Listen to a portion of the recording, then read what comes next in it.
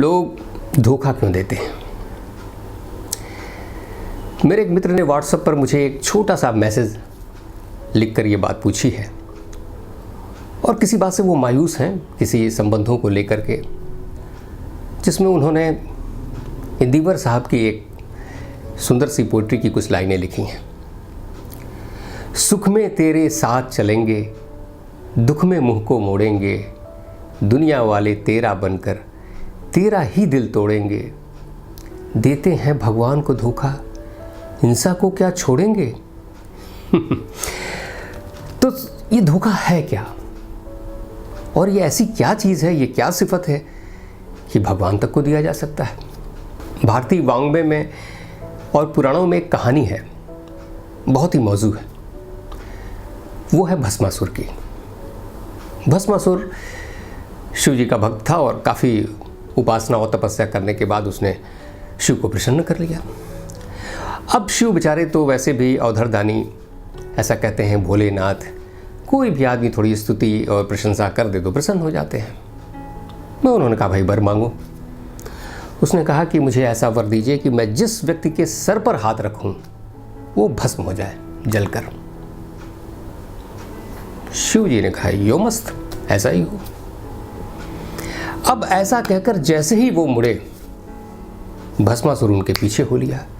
अब वो उन्हीं के सर पर हाथ रखना चाहता था, उन्हीं के सर पर जिसकी आराधना करता था, जिससे वरदान प्राप्त किया था, उन्हीं के हथियार का उन्हीं पर इस्तेमाल क्यों। भस्मासुर को यह लगता था कि शिव तो वैसे ही तपस्वी हैं, पहाड़ों पर रहते हैं, नंग धड़ंग एक मृगशाला लपेट के ऐसे रहते हैं, और उनके साथ एक इतनी सुंदर पत्नी उनकी है पार्वती।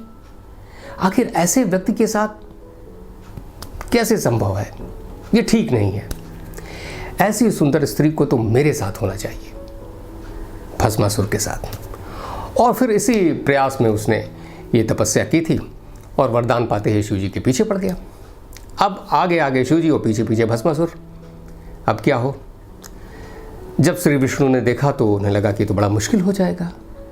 फिर उन्होंने क्या किया, उन्होंने एक सुंदर स्त्री का मोहिनी रूप धारण किया और डायरेक्ट बीच में उतर गए। अब जैसे ही भस्मासुर ने देखा कि अरे इतनी सुंदर स्त्री, वो ठिठक कर रुक गया।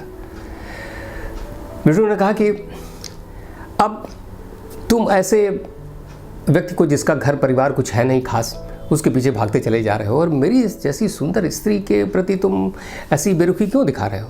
उसने कहा नहीं बिल्कुल नहीं, ऐसा नहीं है, आप तो बहुत सुंदर हैं।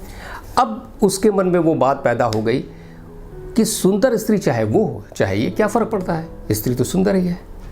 विष्णु ने कहा कि देखो भाई, ऐसा है कि मुझे नृत्य की आदत है, मैं बहुत अच्छा नृत्य करती हूँ, और जैसे जैसे मैं करूँ वैसे वैसे जब तुम करोगे तभी मैं तुम पर मोहित होंगी या मैं तुम्हारे साथ चलूँगी। उसने कहा अरे डांस करने में क्या जाता है भाई, आप बताइए, स्टेप बताइए, मैं करता हूँ। और विष्णु ने जब वो मोहिनी रूप ने जब डांस करना शुरू किया तो इतना विभोर हो गया भस्मासुर की, लगातार डांस करता जा रहा था। वो जब हाथ इधर रखते थे तो इधर रखता था, उधर रखती थी तो उधर रखता था, मतलब पूरे एक्शन करता जा रहा था। जब बहुत मस्त हो गया तो विष्णु ने अपना हाथ अपने सर पर रखा, और जैसे ही भस्मासुर ने अपना हाथ अपने सर पर रखा वैसे ही जलकर भस्म हो गया। अब ये कहानी बड़ी मौजू है। ये कहानी एक बड़ा गहरा मेटाफर है, ये समझने के लिए कि जीवन में आप समाज में कैसे जीते हैं। एक व्यक्ति ने एक व्यक्ति का उपयोग किया, उनकी आराधना की, उनकी पूजा किया, और उनसे वो शस्त्र प्राप्त किया, वो अस्त्र प्राप्त किया या सुविधाएं प्राप्त की, जो आप कह सकते हैं। और जब वो उसको मिल गया तो उसी के खिलाफ उसने उसका उपयोग शुरू किया। तो जब कोई भी आदमी बहुत ज़्यादा भक्ति दिखाए तो सतर्क हो जाना चाहिए। इसके पीछे जरूर उसकी कोई मंशा होगी या अल्टीरियर मोटिव्स हो सकता है। और ये भी आप देखें कि जिसने वरदान दिया उसी को उसने धोखा दिया भस्मासुर ने, जिसने उपकार किया उसी के खिलाफ हो गया। ये है प्रवृत्ति। और फिर क्या देखते हैं आप देखते हैं कि जो ईश्वर है, जिसको शास्त्रों में माना जाता है विष्णु को कि वो पालनहार हैं इस दुनिया के, उनको मोहिनी रूप धर के शिव को बचाना पड़ता है। तो उन्होंने भी तो भस्मासुर को धोखा दिया ना, मोहिनी रूप धर के। आप कहेंगे भाई अब धोखेबाज को धोखा दिया तो क्या गलत किया? निश्चित रूप से ऐसी ही है दुनिया, ऐसे ही लॉजिक से हम चीज़ों को देखते और समझते हैं।